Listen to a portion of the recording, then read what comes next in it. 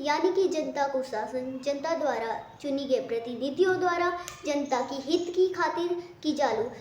उत्तराखंड में समान नागरिक कानून, सिविल कोड और संस्कृत को द्वितीय राजभाषा मानना ही एक अपने आप में ही बहुत बड़ी उपलब्धि है। Hi, this is CP Kothiyal and you are watching welcome Pahad. स्वागत है आप सभी का वेलकम पहाड़ में। वेलकम पहाड़ की ओर से, हरिद्वार के छोर से। तो आज का ब्लॉग स्टार्ट करते हैं। लेट अस गो। तो आज है 25 जनवरी और कल होगी 26 जनवरी, और 26 जनवरी को हमेशा मनाया जाता है गणतंत्र दिवस। तो आज हम आ चुके हैं फिर अपने उसी कमरे में। आज से पहले तो ठंड थी, तो इसलिए ठंड के कारण हम इस कमरे पे बिल्कुल नहीं आए हैं, और एक कमरा हमने रखा हुआ है पूरी तरह से खाली, और एक कमरा रहता है हमारा परिचर्चा और चर्चा के लिए, कुछ गोष्ठियों के लिए।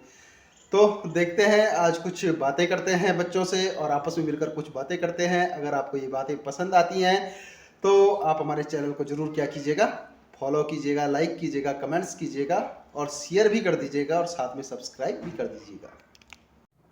तो बताओ भाई, क्या चर्चा की जाए आज, किस बारे में चर्चा की जाए? हैं? कल गणतंत्र दिवस है तो उसी बारे में कुछ चर्चा की जाए। तो चलो ठीक है, गणतंत्र दिवस के बारे में चर्चा करते हैं। तो कौन करेगा सबसे पहले गणतंत्र दिवस के बारे में चर्चा?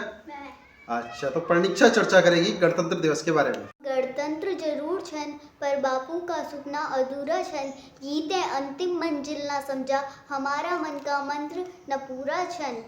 जन की आपते पता छे कि हम गणतंत्र दिवस की 74वीं वर्षगांठ मनावण वाला छन।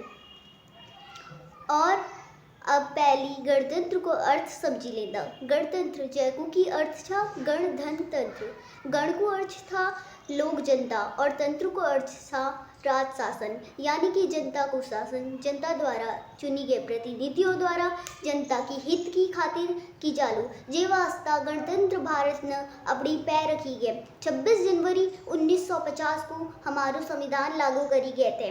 जैते मनाउण में 2 साल 11 महीना और 18 दिन लगे। गणतंत्र दिवस का बारम तो आप कखी बिटी भी जाड़ी लेला, किंतु जो आज जरूरत जरूरत ये छा कि हमारा गणतंत्र भारत ने ये 74 वर्ष में क्या खे और क्या पाए। बिल्कुल बात सही है कि आज ये आवश्यकता है जानने की कि जो 74 साल का गणतंत्र भारत इतना बुजुर्ग भी हो चुका है, यानी कि हमारे यहाँ तो 60 साल से ऊपर पेंशन लागू हो जाती है, यानी कि 60 साल से ऊपर की एज हो चुकी है गणतंत्र भारत को हुए।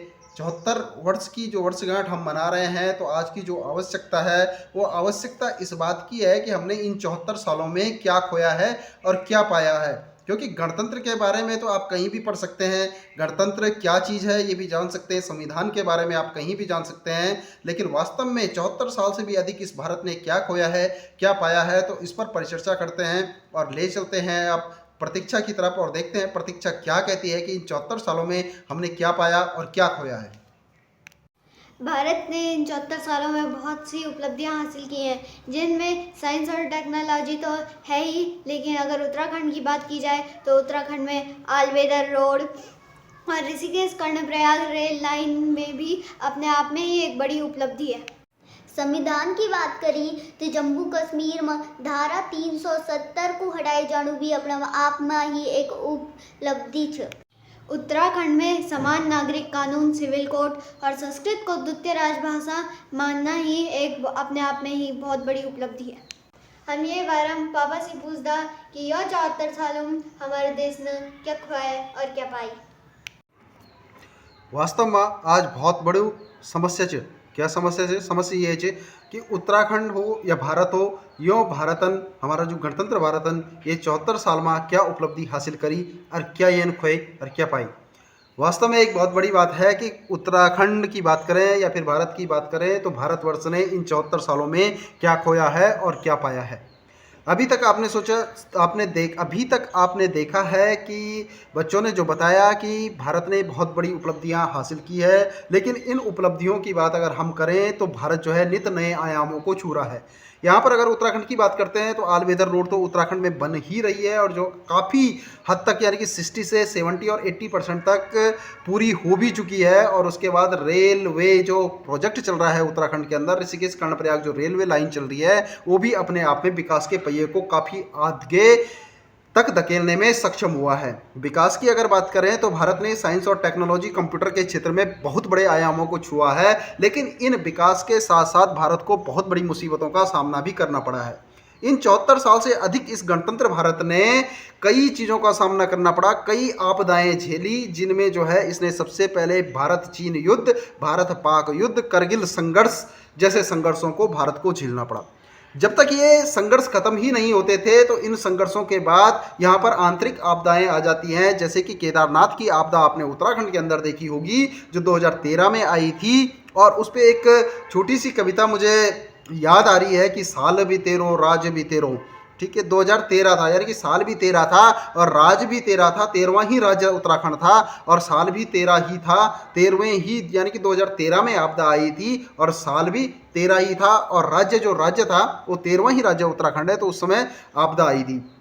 उसके साथ साथ अगर बात करें तो पिछले कुछ टाइम पहले रैनी आपदा आई थी, जहां पर जो है टनल बन रही थी, एनटीपीसी का प्रोजेक्ट था, वो प्रोजेक्ट भी पूरी तरह से खत्म हो गया था। और अभी हाल ही में जो भूदसाव चल रहा है जोशीमठ के अंदर, ये भी कहीं ना कहीं अपने आप में सरकार को और हम सबको पूरी तरह से झकझोर देने वाली आपदा ही लगातार आती जा रही है। तो जो 74 साल गणतंत्र भारत को हुए हैं, इस गणतंत्र भारत ने लगातार अपनी प्रोग्रेस तो की है, यानी कि विकास के पथ पर, ये प्रगति के पथ पर लगातार अग्रसारित तो है, अग्रशील तो है, लेकिन कहीं ना कहीं जो बीच में आ जाते हैं, जैसे कि ये जो युद्ध हुए हैं और इसके अलावा जो यहाँ पर आपदाएं आए हैं, इन आपदाओं ने कहीं ना कहीं जो सरकार है उसके कदम को पीछे खींच लेता है। यानी कि हम विकास के कदम जितने आगे बढ़ा रहे होते हैं उतने ही हमें जो है बहुत सारी मुश्किलों का सामना करना पड़ता है।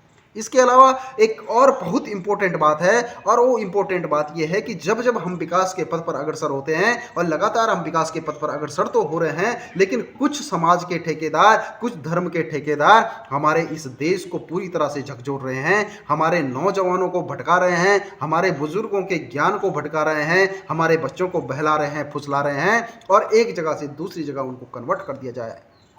जो आज की धार्मिकता, आज की संस्कृति के हिसाब से जो भारत सोने की चिड़िया कहा जाता था, उस सोने की चिड़िया को ये कोयले की चिड़िया में परिवर्तन करने का काम कर रहे हैं। आज अगर आवश्यकता है तो आवश्यकता है इस तरह के धर्म के ठेकेदारों को जूते मारने की, इस तरह के धर्म के ठेकेदारों को अपने घर से बाहर निकालने की, अपने समाज से बाहर निकालने की और अपने मोहल्ले से बाहर निकालने की। अगर आपको भी कहीं इस तरह के धर्म के ठेकेदार नजर आते हैं, इस तरह के दोगले राजनीति वाले लोग नजर आते हैं, तो इनको अपनी ओर से पूरी तरह से पुरजोर कोशिश कीजिए कि भारतवर्ष से ही बाहर निकल जाए, ये छद्म राजनीति से आगे निकल जाए। क्योंकि होता क्या है कि इन लोगों के कारण हमारा नौजवान, हमारा यूथ भटक जाता है, हमारे बुजुर्गों को ज्ञान भटक जाता है, हमारे बच्चे जो जिस ट्रैक पर चल रहे होते हैं उनका ट्रैक पूरी तरह से खत्म हो जाता है। तो आज आवश्यकता है हमें इस 74वें गणतंत्र दिवस पर कि हम आपस में मिलजुल कर, छद्म राजनीति से ऊपर उठकर वसुधैव कुटुंबकम की कामना को लेते हुए, सबका सहयोग करते हुए आगे बढ़ें। उम्मीद है आपको हमारे ये छोटे से विचार और थोड़े से विचार पसंद आए होंगे। अगर आपको हमारे छोटे से विचार पसंद आए होंगे तो कृपया हमारे चैनल को, हमारी वीडियो को लाइक, शेयर और कमेंट्स जरूर कीजिएगा। मिलते हैं फिर आपको एक नई वीडियो में नए टॉपिक के साथ। तब तक के लिए थैंक्स फॉर वॉचिंग। वेलकम पहाड़।